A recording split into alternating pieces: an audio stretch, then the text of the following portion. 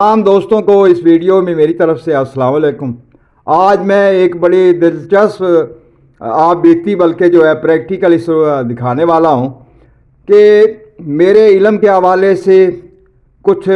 درست اصل دین کے حوالے سے جب میں بات کرتا ہوں تو بہت سارے تفرقہ باز یا یہاں نیٹ کے اوپر چھپے ہوئے جو مذہبی اشکال ہیں، اب وہ سمجھتے ہیں کہ جس علم کو اور رب کے اصل دین کو صدیوں سے چھپایا ہوا ہے تو یہ بندہ کون ہے جو اس کو ظاہر کرتا ہے قرآن کے پختہ دلیل دے کے۔ تو ان کی یہ آپ یہاں کاروائی دیکھ سکتے ہیں کہ یہ بلا وجہ مجھے قادیانی بنانا، بلا وجہ دھمکیاں 30 سال سے، یعنی میں 1990 سے ان کو چیلنج کر رہا ہوں کہ تم لوگ دین نہیں جانتے، بس مشبہ شکل بنے ہوئے ہو، اور مسلمانوں کو اس سے پہلے جذباتی کر کے تم لوگ گمراہ کرتے رہے ہو، استعمال کرتے رہے ہو۔ مگر اب جب ایک بندہ حق لے کے سامنے آیا ہے اور تمہاری ساری دکانداری ٹوٹ گئی ہے،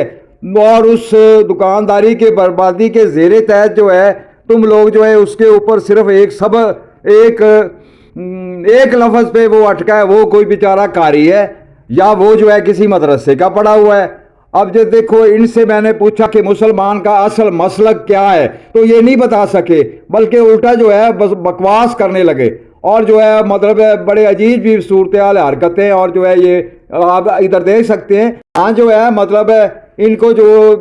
چیدہ جواب دیے ہیں کہ تم کیسے حق پرست ملا ہو کہ تم لوگ حق پرستی چھوڑ کے، عوام کی حمایت چھوڑ کے تم لوگ چوروں اور ڈاکوں کی حمایت میں ہو۔ تو اس کے بعد مزید یہ مجھے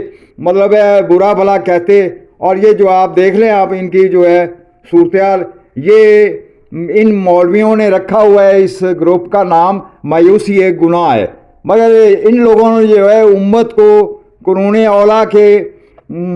بعد امت کو مایوس کیا ہے، امت کو گمراہ کیا ہے، امت کو تفرقہ بازی میں تقسیم کیا ہے۔ اور ان کی حرکتیں دیکھ لیں کہ کیا مسلمان